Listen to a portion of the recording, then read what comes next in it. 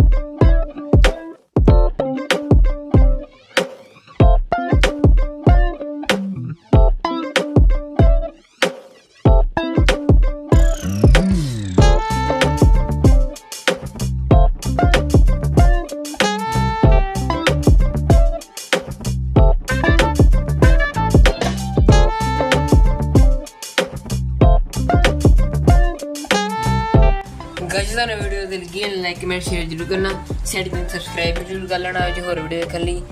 तो ऐसा part 1 part 2 मैं जल्दी नहीं पाऊँगा, उससे आप शेडिंग करनी सारी। Okay tata bye bye.